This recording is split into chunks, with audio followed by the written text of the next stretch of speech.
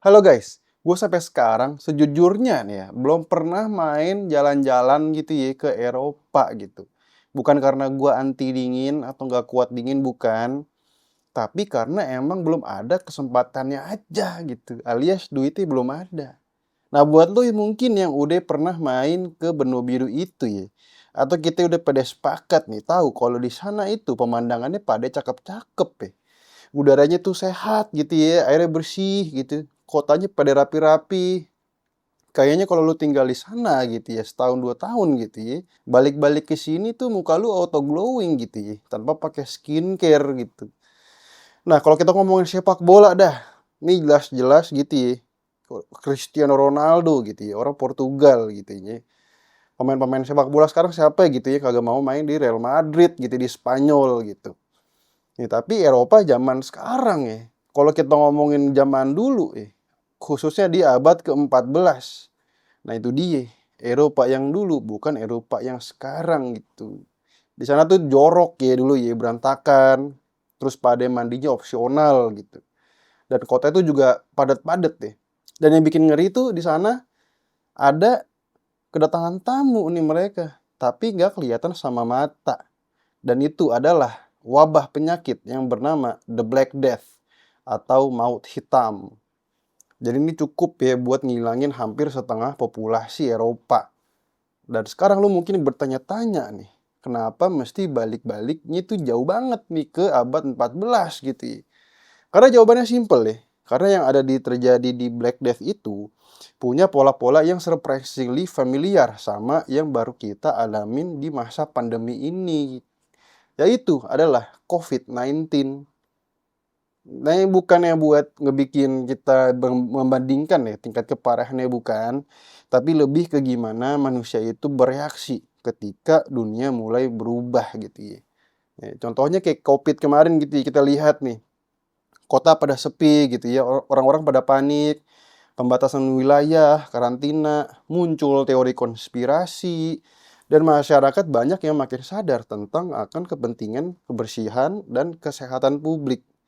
Dan lucunya, hal kayak gini tuh sudah terjadi di ratusan tahun sebelumnya. Ini beberapa sumber sejarah bilang ya, konsep karantina 40 hari, pembatasan wilayah, sampai ke pengelolaan kebersihan kota. Ini mulai dirintis pada saat eranya The Black Death. Dan sebelum lanjut, selamat datang kembali guys di channel Kopi Kanan. Buat lo yang baru nyasar ke sini, salam kenal, gue Rezandi. Di sini gue bakal ngobrolin kisah nyata, kasus-kasus menarik, dan tentunya semoga cerita-cerita ini bisa menemani kalian. Nah, kalau lo suka vibes kayak gini, boleh bantu gue menghidupi channel ini dengan kasih tombol like, komen, dan subscribe. Kalau lo mau request topik apapun itu ya, hal-hal lain gitu yang menarik-menarik, boleh langsung aja di drop di kolom komen. Oke, kalau kayak gitu, atur posisi yang paling nyaman, dan seruput kopi dulu sebelum mulai.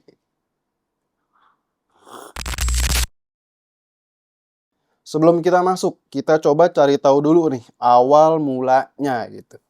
Nih Black Death ini bukan produk lokalnya Eropa ya, tapi salah satu versi yang paling disebut. Ini tuh asal-usulnya berada di wilayah Asia Tengah. Kalau kita tahu sekarang tuh ada di daerah seperti Kazakhstan, Uzbekistan, Kyrgyzstan, Tajikistan yang stan-stan gitu ya. Tapi bukan stan sekolah tinggi akuntansi. Kalau itu yang gue tahu di Bintaro, ini bukan. Nah, di Asia Tengah itu ada pegunungan yang bernama Tian Shan ya. Otomatis namanya gunung gitu ya, pasti dingin di situ. Liar, penuh hewan-hewan pengerat seperti marmot dan tikus. Nah, ini adalah rumah ideal buat para kutu pembawa bakteri yang bernama Yersinia pestis, alias bakteri penyebab penyakit pes. Nah, ini adalah perang utamanya nanti di Black Death. Ini awalnya penyakit itu cuma lokal aja ya. Jadi dia belum pernah ngapa-ngapain dunia. Tapi semuanya itu berubah ketika kekaisaran raksasa lewat, yaitu Mongol. Nah, ini Mongol menguasai Asia Tengah sampai Eropa Timur pada saat itu ya. Pasukan mereka tuh sering lalu lalang nih lewat di Asia Tengah tadi tuh ya, bawa-bawa kuda gitu, logistik, barang rampasan, kain, makanan, bahkan hewan hewan liar ya dari kota-kota lain. Dan tanpa sadar mereka juga membawa tikus serta kutu yang nempel dan nebeng di barang-barang dagangannya mereka. Nah, biar kebayang nih ya, biar biar lu kebayang konteksnya juga. Si rute Mongol itu tuh bukan jalur kecil ya, tapi lebih ke jalur dagang antar benua. Nah, ini semacam kayak cikal bakalnya globalisasi zaman dulu. Nah, setiap gerakan Mongol berarti perpindahan hewan, manusia, makanan, dan bakteri. Nah, ini buat si bakteri Yersinia pestis ini ibaratnya udah kayak dapet tur gratis mendunia. Nah, target Mongol pada saat itu tuh Kava ya, kota pelabuhan penting di daerah Crimea. Kalau sekarang tuh Crimea di Ukraina ya, tapi kalau nggak salah tuh diambil alih sama Rusia. Nah, pada saat itu lagi dikuasain sama pedagang Genoa dari Italia. Nah, cabang Horde Golden Horde atau alias cabang baratnya Mongol. Itu lagi mengepung Kava di tahun 1340-an. Tapi pas sebelum mereka menang, itu pasukannya Mongol itu udah pada jatuh sakit gitu. Gejalanya tuh yang ada yang dicatat ya, itu dia demam tinggi, terus timbul bengkak hitam di bagian selangkangan atau di bagian ketiak. Dan banyak yang meninggal hanya dalam hitungan hari. Nah, ini adalah gejala khasnya dari penyakit pes ya. Nah, ada juga catatan sejarah yang menyebut bahwa nih Mongol udah mulai frustasi nih dan mengambil langkah ekstrim buat ngumpulin mayat-mayatnya itu ya, tentara-tentaranya tuh ya, dan melemparkan ke dalam kota pakai trebuchet gitu ya, alias ketapel raksasa. Nah, ini banyak sejarawan yang menganggap kejadian itu salah satu dari contoh awal biological warfare atau alias perang biologis ya. Tapi bukan karena si Mongol tuh ngerti soal bakteri, tapi karena mereka tahu satu hal yang paling praktis sih. Nih mayat nularin penyakit. Dan itu bisa menjadi kekacauan di dalam kota. Nah, akhirnya nih warga pada panik kan di dalam gitu ya, dan pada kabur naik kapal. Dan menurut salah satu versi yang paling populer, mereka tuh kabur nggak sendirian ya. Di kapal tuh ada juga barang-barang Asia ya kan. Pasti ada juga tuh tikus-tikus yang pada nempel di sana gitu ya, pada nebeng gitu ya, dan beberapa juga orang yang pada sakit. Nah, ini biar lu kebayang juga nih, perjalanan mereka cabutnya di laut itu bisa hampir berminggu-minggu ya, karena melewati Laut Hitam gitu ya, atau The Black Sea, untuk balik ke Italia. Udah gitu ditambah lagi ya, kapalnya kecil, gelap, lembab. Terus mulai tuh di dek bagian bawah tuh kedengeran suara orang pada batuk ya, ada yang demam, ada yang berhenti kesakitan, dan beberapa juga ada yang meninggal di perjalanan. Nah, ini ketika kapal yang merapat di Messina ya, atau di kepulauan Sisilia, ini dekat sama Italia ya. Ini suasananya tuh mulai aneh nih. Biasanya kalau kapal udah datang mau nyender tuh kan pasti rame gitu ya, kru-krunya gitu ya, pada heboh. Tapi kali ini enggak ya, kapalnya sepi, nggak ada yang turun gitu ya. Pas dicek, ternyata udah banyak yang meninggal. Dan sejak itulah Eropa masuk ke masa kelamnya. Jadi ini penyebaran tuh bener-bener nggak bisa kebendung ya. Dalam beberapa minggu nih laporan kematian tuh muncul dari Italia. Itu terus habis itu naik tuh ke utara, terus loncat ke jalur dagang, ke Prancis, Spanyol, Inggris gitu ya. Ini ibaratnya udah kayak percikan api di tumpukan jerami kering. Nah, ini ditambah lagi mereka tuh nggak ngerti sama konsepnya the silent carrier gitu ya. Kayak sekarang gitu ya, orang yang kelihatannya sehat tapi tuh sudah terinfeksi. Alias ya lu sebagai carrier gitu ya, tanpa gejala gitu kalau sekarang kita ngomongnya. Nah, ini Black Death tuh berhasil menyapu Eropa dari tahun 1347 sampai 1351 Masehi. Ini perkiraan angka korban tuh berada di sekitaran 30 sampai 50% populasi hilang tuh ya. Dan ada juga nih 3 bentuk penyakit. Yang pertama tuh ada bubonik, yaitu ditandai dengan bengkak hitam besar gitu ya. Ada juga pneumonik, ya menular melewat udara. Dan ada juga septisemik.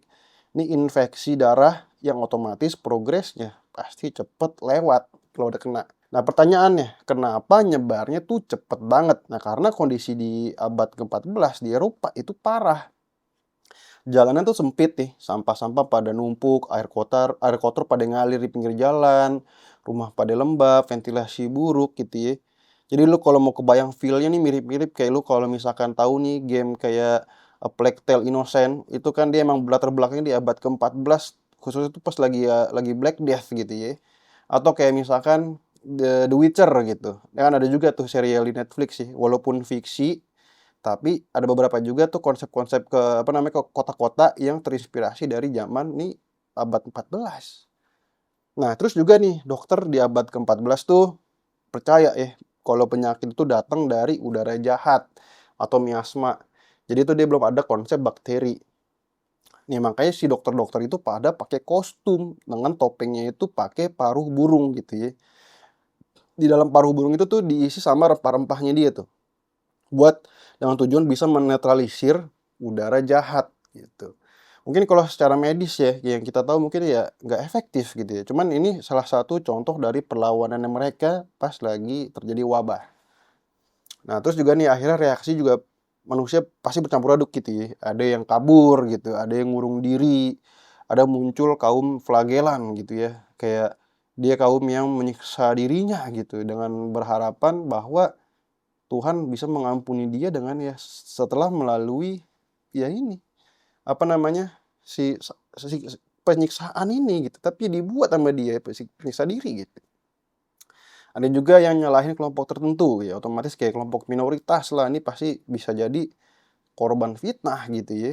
Dan akhirnya kuburan penuh dalam waktu singkat. Terus ada juga nih catatan yang bilang, orang sehat pagi hari dikubur sore hari. Pagi ngopi bareng, sore udah hilang, udah lewat, tuh sedih banget itu ya. Jadi ini kejadiannya juga banyak yang mengenaskan gitu.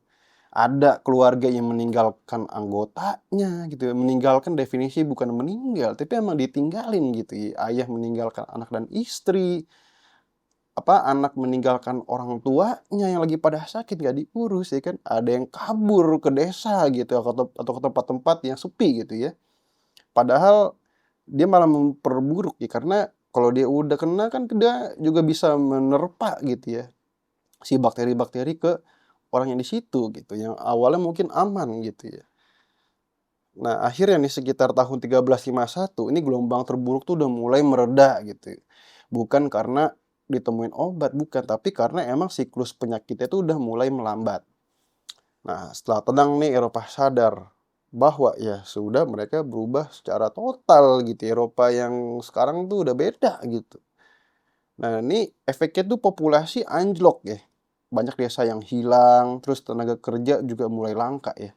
Otomatis kalau kayak gitu, upah juga ikut meningkat pastinya, kan yang kerja sedikit. Terus juga feodalisme jadi mulai retak gitu ya. Kayak feodalisme tuh sistem strata sosial gitu ya. Ada bangsawan, ada raja, ada pekerja. Cuman karena pekerja udah pada langka kan juga susah gitu. Jadi dia udah mulai retak nih.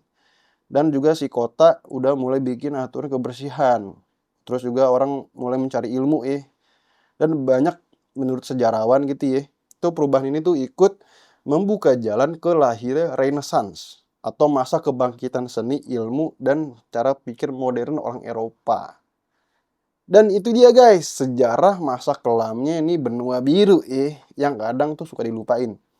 Wabah kecil yang hampir ngeriset satu benua dan ngebentuk dunia baru gitu ya, dengan modern kayak sekarang gitu. Nah, kalau kalian doyan sama cerita gelap, tragedi sejarah, atau misteri dunia yang vibes-nya kayak begini, bisa langsung drop aja di kolom komen topik apa lagi yang enak buat dibahas episode berikutnya. Oke, gue Reza Andi. See you on the next video.